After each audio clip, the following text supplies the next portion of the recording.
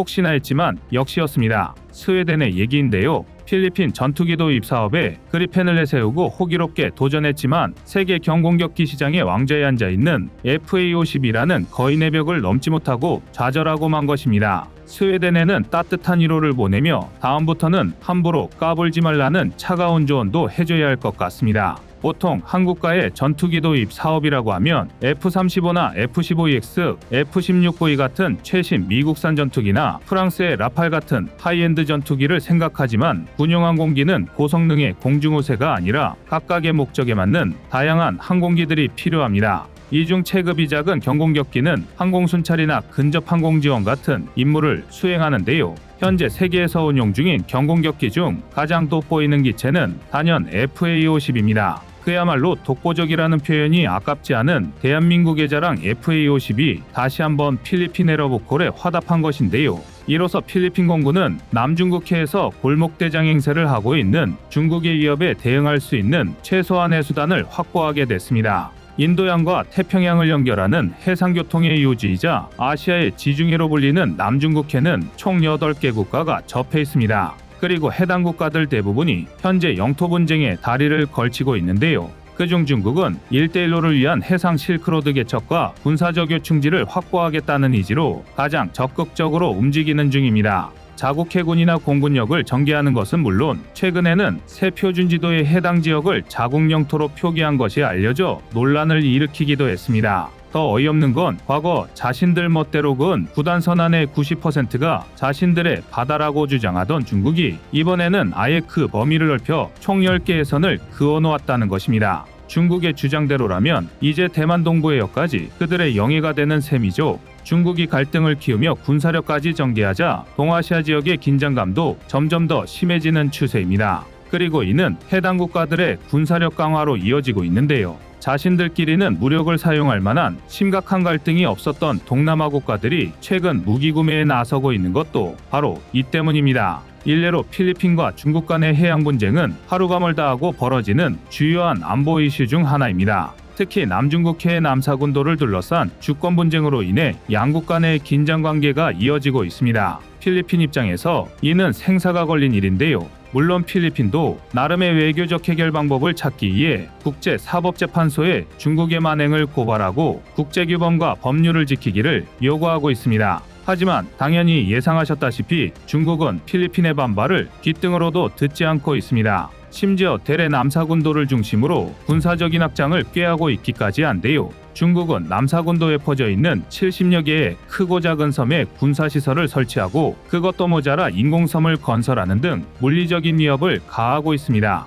필리핀 입장에서는 하루하루가 살얼음길 같은 상황인데요. 상황이 이렇다 보니 무기체계 하나 도입하는 데에도 신중에 신중을 기할 수밖에 없습니다. 제2차 세계대전 이후 독립한 필리핀은 미국과의 군사보호협정을 통해 안보를 강화하고 경제적인 성장까지 모색하려 했지만 결론적으로는 어떤 것도 달성하지 못했습니다. 1990년대 반미정서와 마르코스 정권의 붕괴로 미군이 철수하자 경제와 안보 모두 구멍이 뚫리게 된 것입니다. 당시 필요성을 느낀 필리핀 정부가 전투기 도입 사업을 추진하기도 했지만 1997년 아시아 전역을 뒤덮었던 금융위기는 사업 유지를 어렵게 했고 결국 전투기를 도입하려던 필리핀 정부의 계획은 물거품이 됐습니다. 이후 한국으로부터 공여받은 F-5AB가 퇴역한 뒤로는 수년 동안이나 공중전력이 공백 상태에 있었습니다. 영향력 확대를 꿈꾸는 중국은 이때를 틈타 필리핀과 남중국 해영역의 영유권 분쟁에 돌입했고 상황은 점점 더 심각해졌습니다.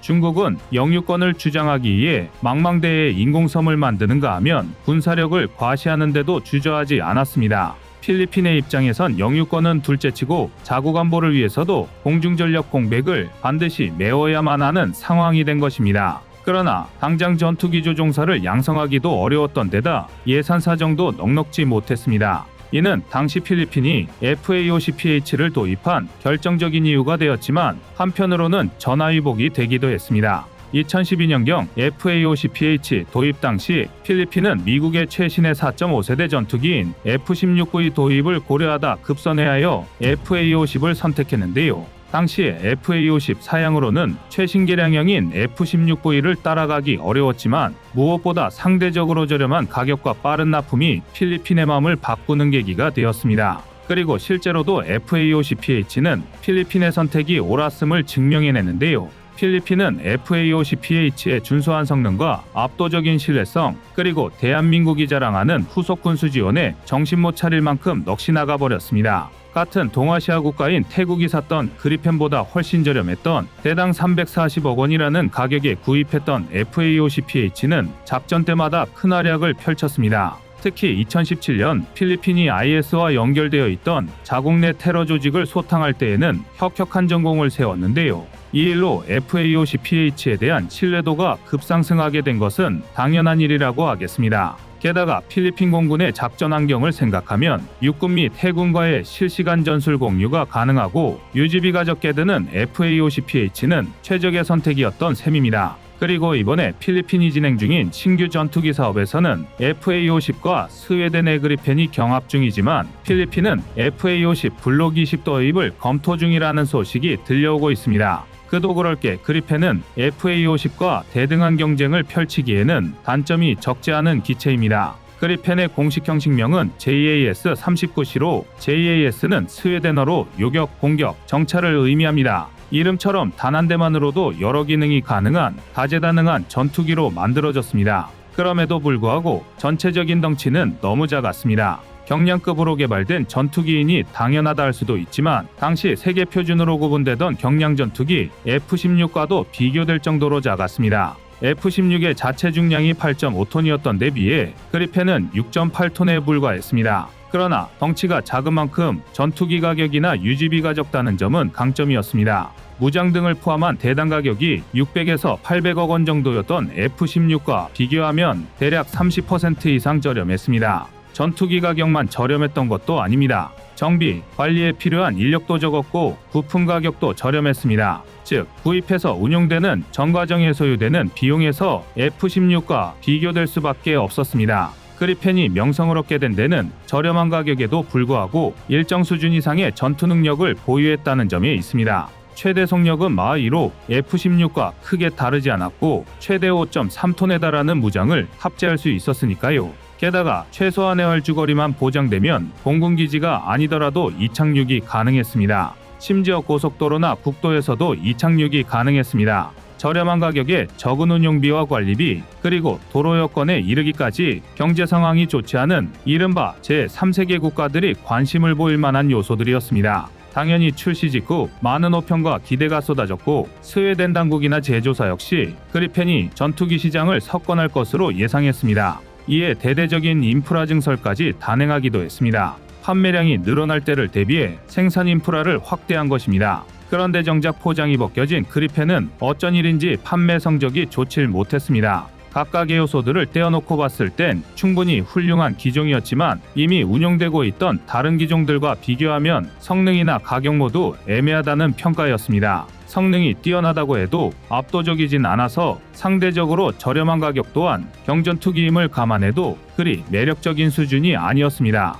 전투기 시장에 돌풍을 일으키며 선풍적인 인기를 끌 것이라는 스웨덴의 예상과는 많이 다른 모습이었습니다. 물론 일부 도입국이 있기도 했지만 기대에 미치지는 못했습니다. 결국 판매 저조가 성능 때문이라고 생각했던 제조사는 본래 기체를 전면 재설계한 그리펜 엔진을 내놓았습니다. 그로 인해 엔진, 레이더, 그 외 여러 부분에서 개선된 그리펜이 탄생하게 되었지만 이번에는 가격이 걸림돌이 되었습니다.